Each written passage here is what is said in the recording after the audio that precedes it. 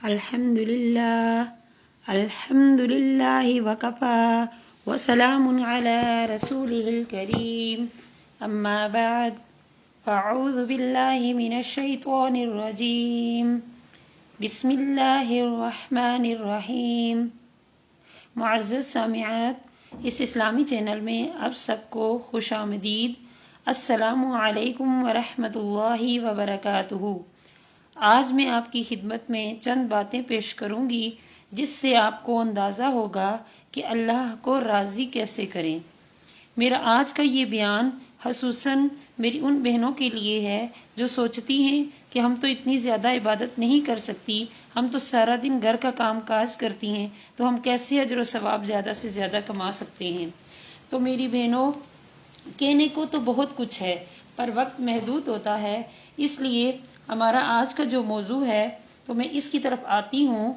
تو سب سے پہلے تو دیکھنا ہمیں یہ ہے کہ ہمیں کیسے پتہ چلے گا کہ ہمارا اللہ ہم سے ناراض ہے، چونکہ موضوع اس چیز پہ ہے کہ ہم نے اللہ کو راضی کیسے کرنا ہے۔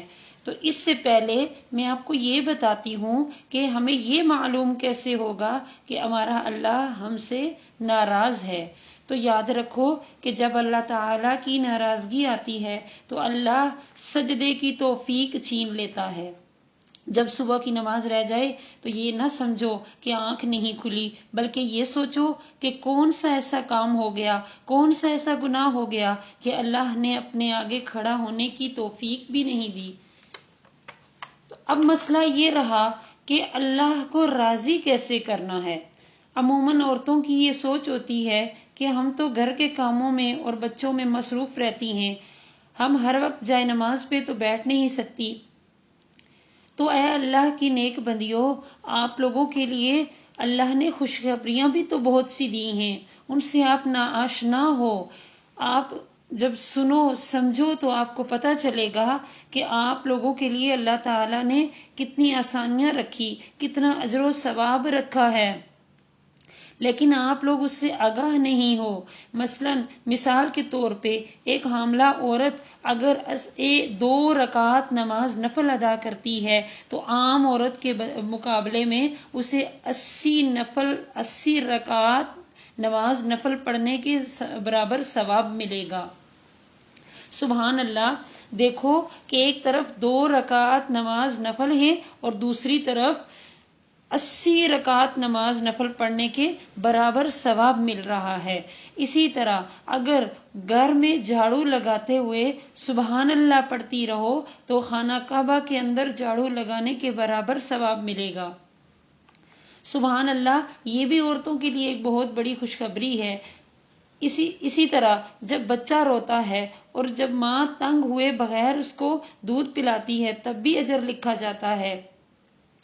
اور حمل کی تکلیف سے جب عورت رات کو سو نہیں سکتی، تکلیف سے منہ سے ہائے نکلے تو اس کی جگہ سبحان اللہ لکھا جاتا ہے۔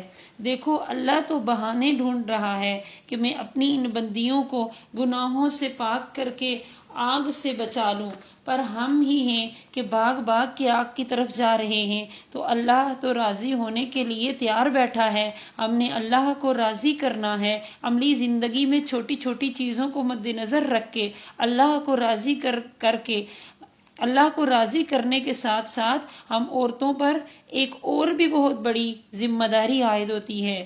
یاد رکھیے کہ ہم نے اللہ کو بھی راضی کرنا ہے، لیکن اللہ کو کن طریقوں سے راضی کرنا ہے، اللہ تعالیٰ کی طرف سے ہماری ڈیوٹی کیا ہے، ہماری ذمہ داری کیا ہے۔ اور ہماری ذمہ داری ایک سب سے اہم یہ ہے کہ ہم نے اولاد کی پرورش کرتے وقت ان کو دینی طور طریقے بتانا ہے۔ آج کل ہر کوئی شکوہ کناہ ہے کہ ہماری اولادیں نافرمان ہیں، تو یاد رکھو کہ جب ہم اللہ کے فرمانبردار بن کر دینی تعلیم سے آگاہی دیں گے تو اولادیں فرمانبردار بنیں گی۔ تو اس طرح سے جب ہم اللہ کے فرمانبردار بنیں گے تو ہماری اولادیں بھی ہم سے فرمانبرداری ہی کریں گی۔ ایک بزرگ فرمایا کرتے تھے کہ میری بیوی، میرے بچے، یہاں تک کہ میرا گھوڑا بھی میری نافرمانی کرنے لگتا ہے تو میں سمجھ جاتا ہوں کہ مجھ سے کوئی اللہ کی نافرمانی ہوئی ہے۔ آج کل اس چیز کی طرف توجہ ہی نہیں کرتے ہم کہ کہیں کوتاہی ہم سے ہی تو نہیں ہوئی، تو ہم سوچتے ہی نہیں ہیں کہ کہیں ہم ہی تو کہیں غلطی پر نہیں ہیں۔ آج کل ہر بندہ کہتا ہے اولاد نافرمان ہے، اولاد نافرمان ہے، تو یہ بڑے ڈوب کے سوچنے کا مقام ہے کہ جب ہم اللہ کے فرما بردار بن جائیں گے تو ہماری اولادیں بھی ہماری فرما بردار بنیں گی۔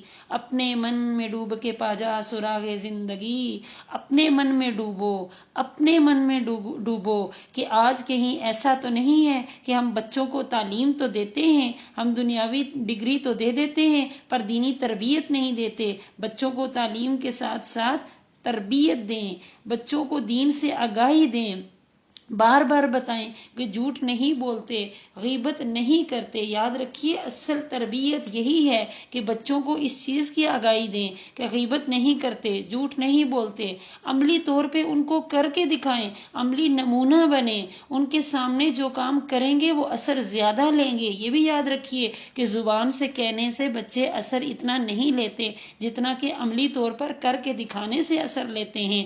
اسی طرح بچوں کو بتائیں کہ کسی کو حقیر نہیں سمجھنا چاہیے، اس سے بھی اللہ کی ناراضگی آتی ہے۔ جب کوئی کسی کو حقیر سمجھتا ہے تو اس سے بھی اللہ کی ناراضگی آتی ہے۔ اسی ضمن میں مجھے ایک واقعہ یاد آتا ہے۔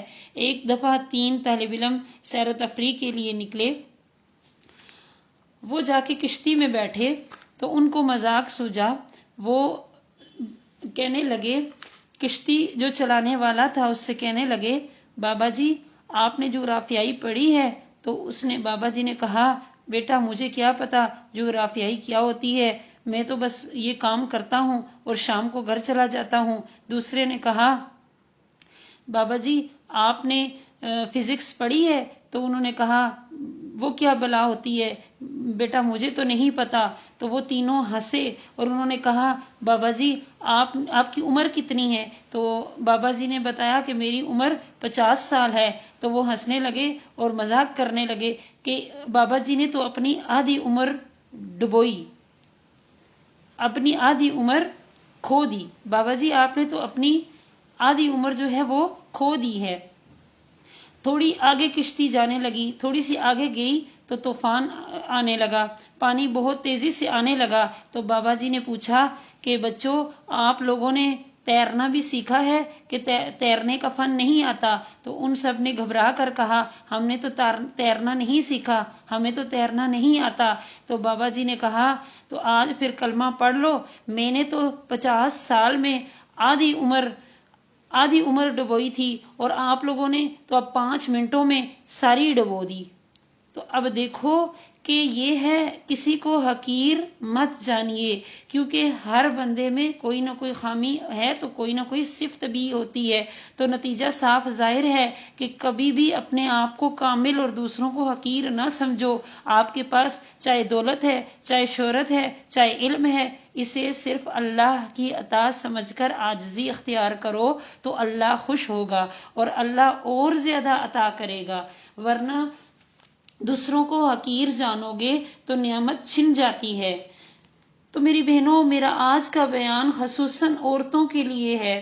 تو میری بہنوں خصوصاً یہ میرا بیان جو ہے آج عورتوں کے لیے ہے۔ تو میں اپنے اس اصل موضوع کی طرف آتی ہوں۔ تو ایک عورتوں کے لیے ایک اہم بات بتاتی چلوں کہ ایک اہم بات کو یاد رکھو کہ شوہر کی نافرمانی کرنے سے بھی اللہ کی ناراضگی آتی ہے۔ ایک حدیث مبارکہ ہے کہ نبی پاک صلی اللہ علیہ وسلم نے فرمایا، جہنم میں عورتیں زیادہ ہوں گی۔ اس کی وجہ یہ بتائی کہ وہ لعن طعن زیادہ کرتی ہیں اور اپنے خاوند کی نافرمانی کرتی ہیں۔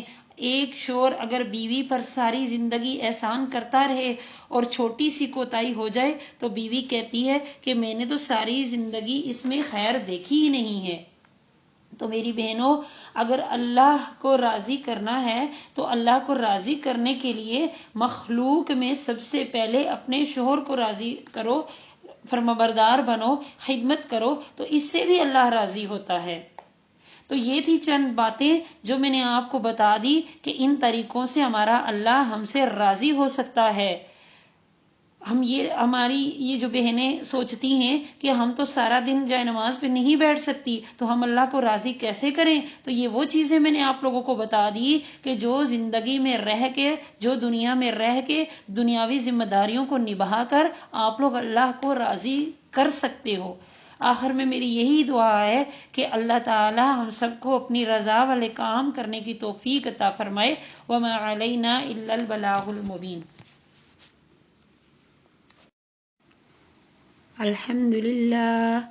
الحمد للہ وکفى وسلام علی رسولہ الکریم، اما بعد۔